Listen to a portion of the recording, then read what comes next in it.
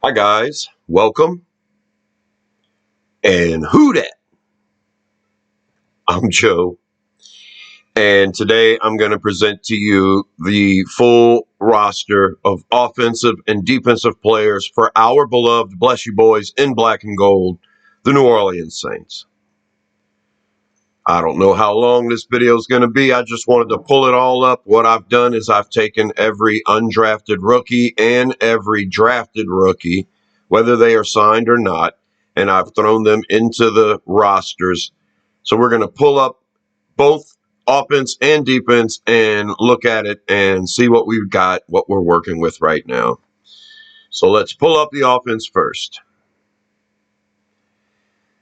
There is the offense as it stands right now, and this is a total of 44 players.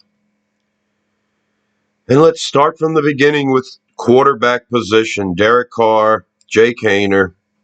Now we have Spencer Rattler to go along with the veterans and Kellen Mond and Nathan Peterman. So, of course, Derek Carr is going to be our starter.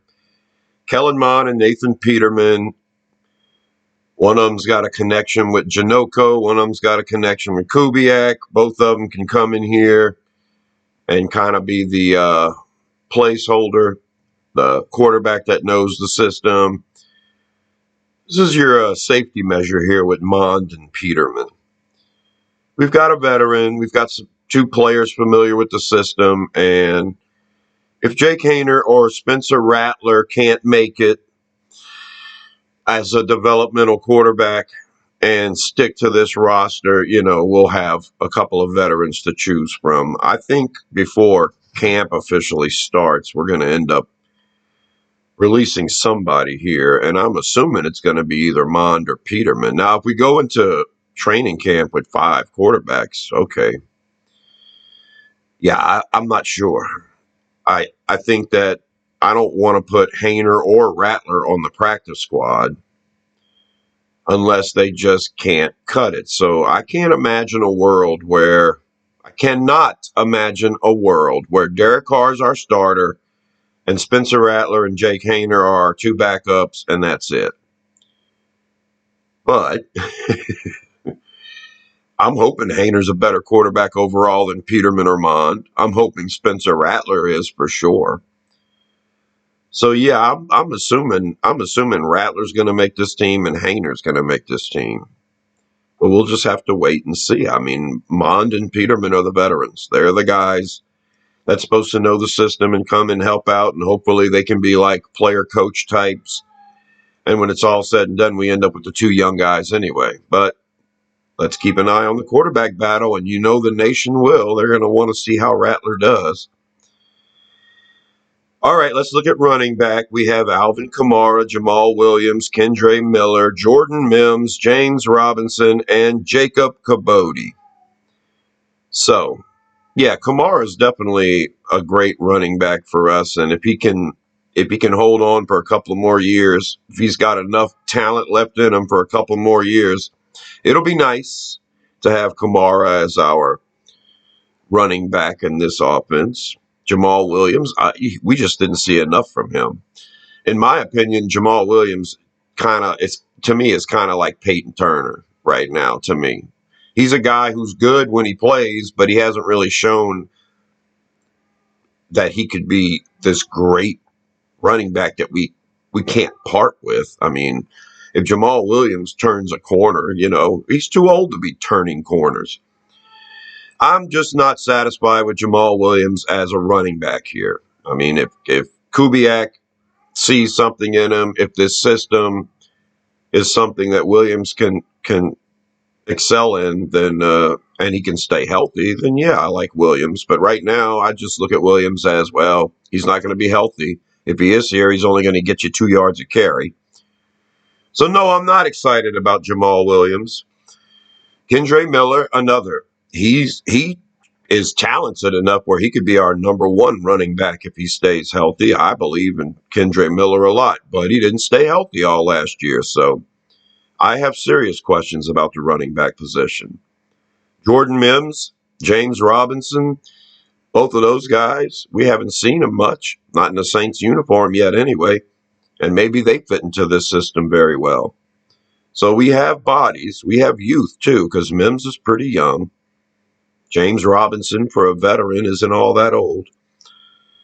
And now we have Jacob Kibodi out of Louisiana, and yeah, he's a big back, 6'1", almost 220. So we'll see what we have here. I was kind of excited to get a toy to play with in the running back position, somebody that could be our fourth guy to take Jordan Mims or James Robinson's place. And like I said, we haven't seen Mims or Robinson much at all, not in the Saints uniform. So maybe this preseason is the time when we'll find out what we really do have at running back here. I'm excited. We'll see what happens. Fullback is interesting to me. Adam Prentice was re-signed after we signed Zander Horvath. Zander Horvath is a receiver and a runner. Seems like the kind of guy that would be a good fullback for us if he can block. Now, fullbacks are supposed to be blockers number one. Then everything else is just line up, right? And in this system, you're going to have to be a blocker, a catcher, a runner, all kinds of stuff if you're going to play fullback. Adam Prentice can block, but he hasn't shown he can do much anything else. Zander Horvath can do a little bit of everything else, but he needs to get better at blocking. So fullback is interesting right now. I'm excited to see what Horvath can do in this system. I'm not holding my breath for Prentice to excel in this system. And yeah, when I talk about a Kubiak system or a Shanahan system, then in my opinion, running back, tight end, and fullback are all interchangeable. You should be able to take a piece from either one of those position groups and put them on the field and have them do all of it. I think our running back, our fullback, and our tight end should be able to split out to be a tight end, be a wide receiver, be a blocker, be a running back. Let's look at the tight ends. We have Juwan Johnson, Foster Moreau, Taysom Hill. Then we have Tommy Hudson and Michael Jacobson, both young guys at tight end. We haven't seen much from them. And now we have undrafted guy Dallin Holker. And I think the incredible Holker is going to make the team. I think Taysom Hill is going to be a little bit of everything in this offense, I'm assuming. And technically, our three tight ends will be Juwan Johnson, Foster Moreau, Dallin Holker. And Taysom Hill will be that X factor bouncing around everywhere. So, not expecting much from Tommy Hudson or Michael Jacobson. They've been on our team all year on the practice squad. So, we'll see what they have to offer come camp. Let's look at wide receiver. Chris Olave, Rashid Shaheed, A.T. Perry, Cedric Wilson, Equanimeous St. Brown, Stanley Morgan. And then we've added undrafted guys in Mason Tipton, Jermaine Jackson, and Kyle Sheets. And our draft pick, Bub Means. So, yeah, I'm pretty stoked with Olave, Shaheed, Perry, and Wilson. I think those four are going to be on the team. Cedric Wilson's going to play a pretty big part. He's a good slot receiver. He's got decent size, almost 6'2". Big enough to play on the outside, but he can definitely play a big slot. If he can run block from the slot, then Cedric Wilson's going to be a really important piece to our team. Equanimeous St. Brown is that big guy, 6'5". Stanley Morgan is a set-in-stone special teamer right now. And so that's what you're looking for with these other guys. Kyle Sheets is a big guy. He's going to compete with St. Brown and A.T. Perry to be a big-bodied wide receiver. And Cedric Wilson is a good average to big size, kind of like Bub Means. Bub Means is going to have to show a lot if he wants to make this team, but I think Bub Means is going to beat out Stanley Morgan. I think we'll keep Bub Means ahead of a guy like St. Brown, unless we're only keeping one extra receiver. After Olave, Shaheed, Perry, and Wilson, I'm sure we're going to keep one more receiver, and Bub Means seriously has the inside track on that since he's a draft pick. We're going to keep the best players, and we're going to see how St. Brown does. We need big bodies that can run block, so A.T. Perry needs to get better at run blocking. And we'll see what Kyle Sheets and Mason Tipton and Jermaine Jackson can do. Jackson looks like he's going to be a returner. And we have Shaheed as a returner. We have new return rules starting this year. And I guess there's going to be an emphasis placed on having several people that can return. So maybe Jackson shows something as a returner, enough to keep on the team. I don't know. I don't think so.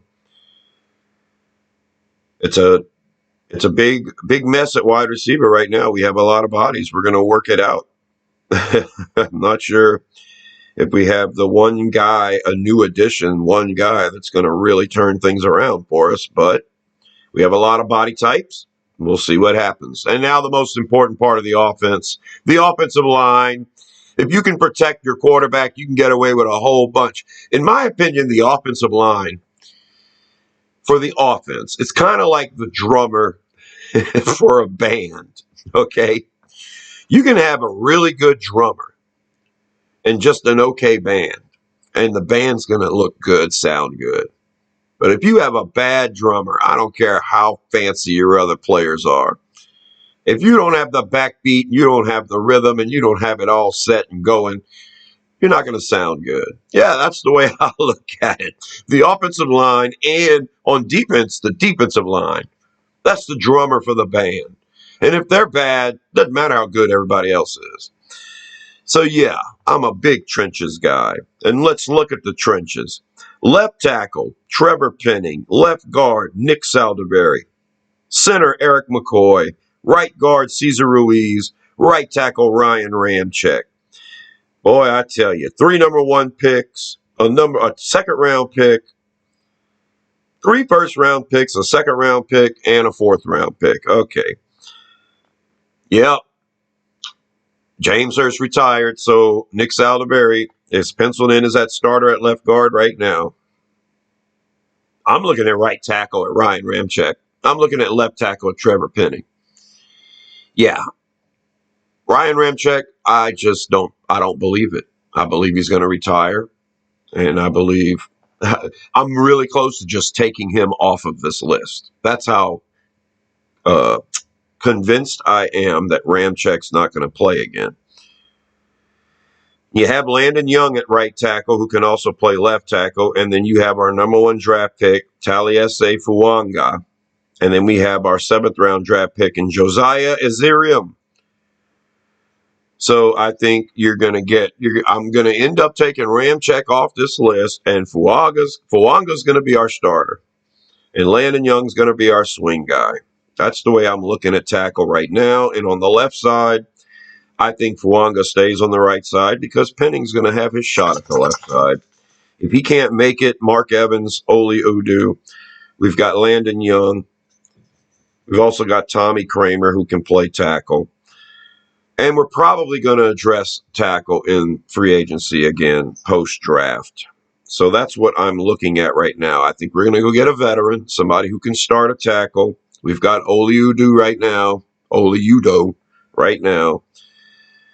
And maybe Trevor Penning turns into something. Maybe he turns a corner.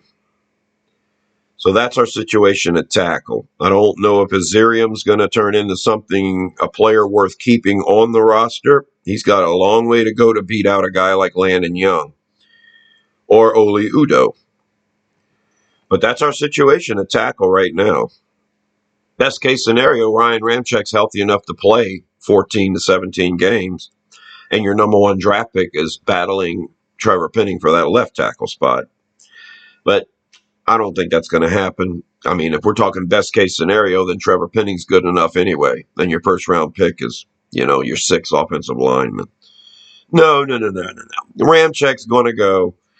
Fuanga's going to be our starter, and we're going to have to swallow our lumps with Trevor Penning.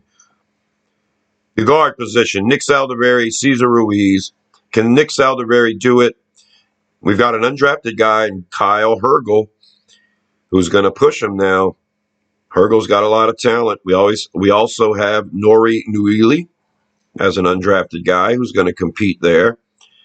Not to mention Tommy Kramer, the veteran, and Colby Gossett, a guy that we picked up late last year. I have no idea about Gossett at all.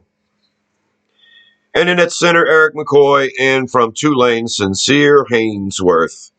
And Haynesworth's a short guy. He's only 300 pounds. We'll see if he can stick and make the team. And I think whoever makes this team as a backup guard center is going to have flexibility to play either center guard or guard tackle. And there you go, 44 players on offense. All right, that is the offense for our beloved, bless you boys in black and gold. Let's pull up the defense and see what's going on here. Oh, yeah, there are the drummers right there in the front line. Cam Jordan, Carl Granderson, Colin Saunders, Nathan Shepard, Brian Bresee. Then you've got Chase Young, Peyton Turner, Isaiah Bosky, Tano Passanio. That's all your veterans. Then you've got the players that are coming in and trying to win a spot. You've got Trajan Jeffcoat, who's a bigger defensive end as an undrafted guy. You've got Nico Lelos, who's a smaller edge rusher who we've had on our practice squad for a couple of years now. And Nathan Latu, undrafted guy, who's also a smaller edge rusher type. So, yeah, right now it looks like we have 9 defensive ends. Wow. And I look at Peyton Turner once again as a guy who, whether he stays healthy and plays well or not, we're not going to re-sign him. That guy was perfect trade bait during the draft. Could have got something for him because even if he steps up and plays well, Peyton Turner is not going to be re-signed by this team after this year. If the guy has a 10 or 12 sack season, would you re-sign him after being on our team 3 years and only playing 15 games? Would you take a chance and re-sign him after one good, healthy year? I don't think so. We didn't do it with Davenport. Of course, he only got a half a sack when we released him. And then we saw the Vikings pay the man a big time amount of money to come based on promise. No, Peyton Turner's basically off this team, in my opinion. You got Cam Jordan, Chase Young, Carl Granderson, Isaiah Bosky, Tano Passanio. That's going to be your 5. Peyton Turner will stay on the team this year, but I don't count him as a player. I just don't. And Lelos, Latu, and Jeffcoat can fight for a practice squad spot. Defensive tackle, I still have Colin Saunders, Nathan Shepard listed as the starters because they were the starters last year. Brian Bresee wasn't the starter. He can't stop the run.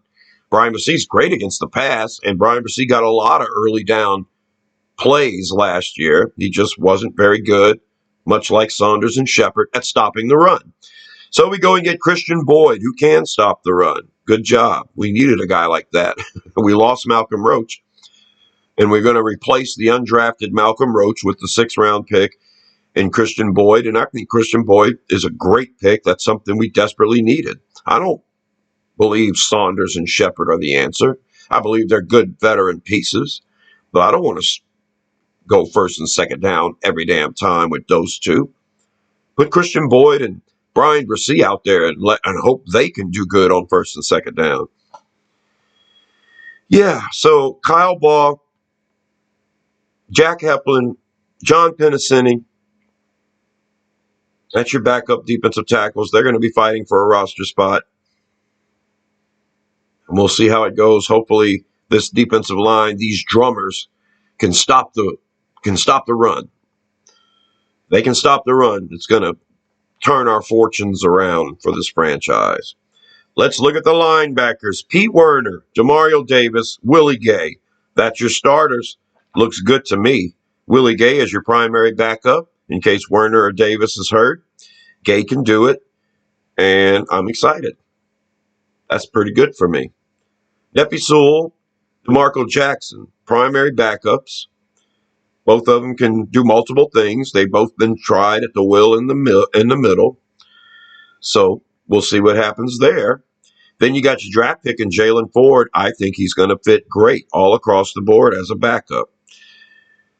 Monty Rice, we don't know what we have in him yet. Anthony Orji, seems like Sam is his spot right now. He's been on the practice squad after being undrafted last year. And then we have Khaleke Hudson and Isaiah Stallbird. Isaiah Stallbird is an undrafted guy we just got. And Khaleke Hudson is a free agent. I'm not sure what position Hudson played. I have him listed here at the Sam behind Gay and Orji. Gay Orji. So we've got Werner and Davis and Gay. They're definitely starting. And your backup will be Jalen Ford and Nefi Sewell and DeMarco Jackson. That's the way I'm looking at it right now. And then Orji, Hudson, Stallbird, and Rice will be competing to try to take Jalen Ford's place or DeMarco Jackson's place. I think Nefi Sewell might not be ready for the start of the season, but he's too talented to just give up on.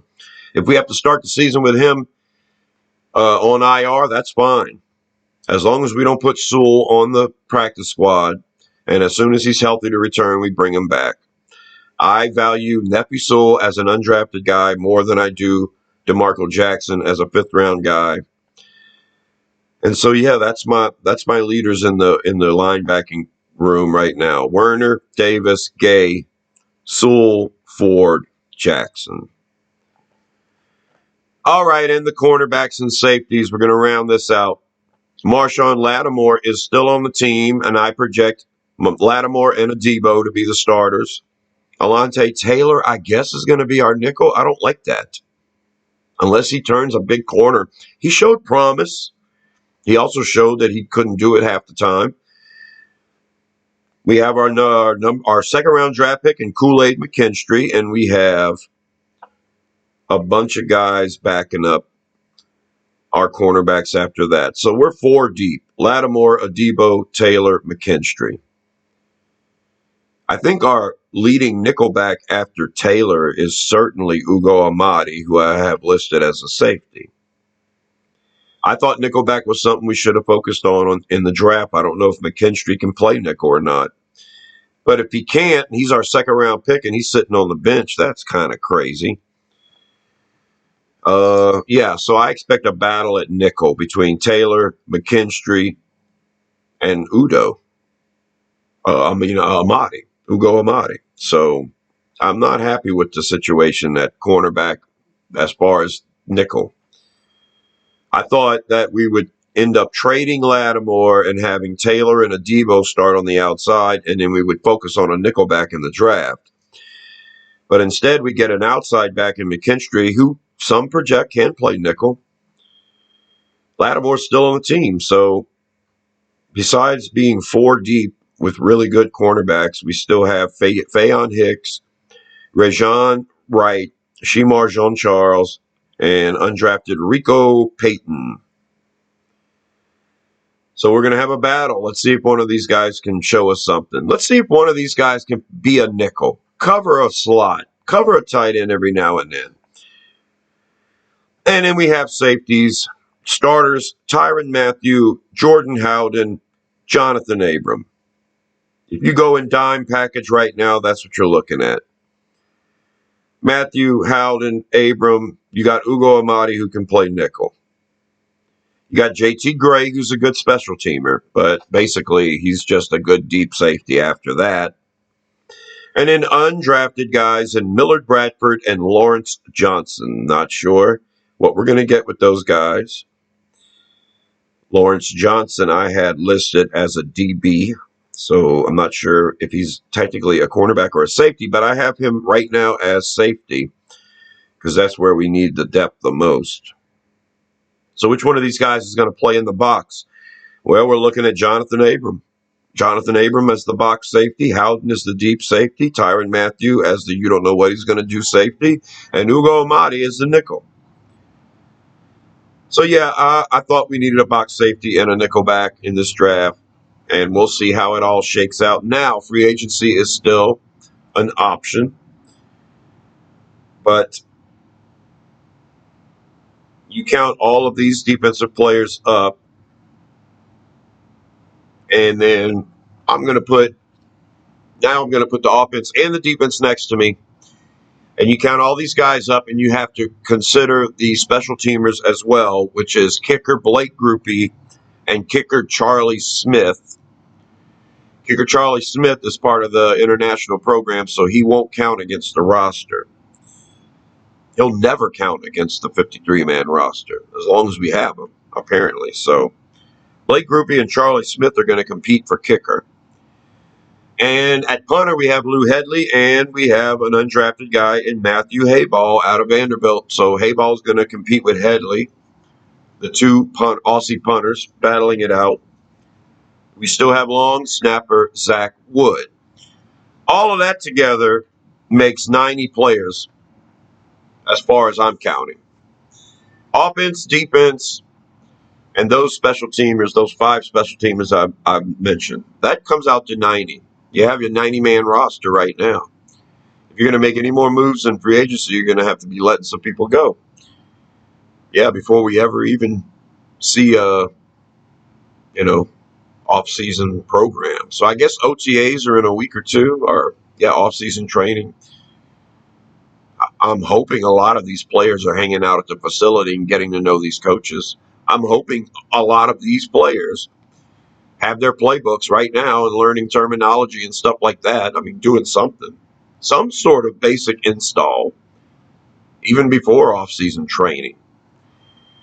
Because we got a long way to go if this offense is going to turn a corner. And, I'm expecting big things from the offense. I'm expecting big things from the defense. We need to get a little younger. But the defense did pretty good last year. The offense finished strong last year.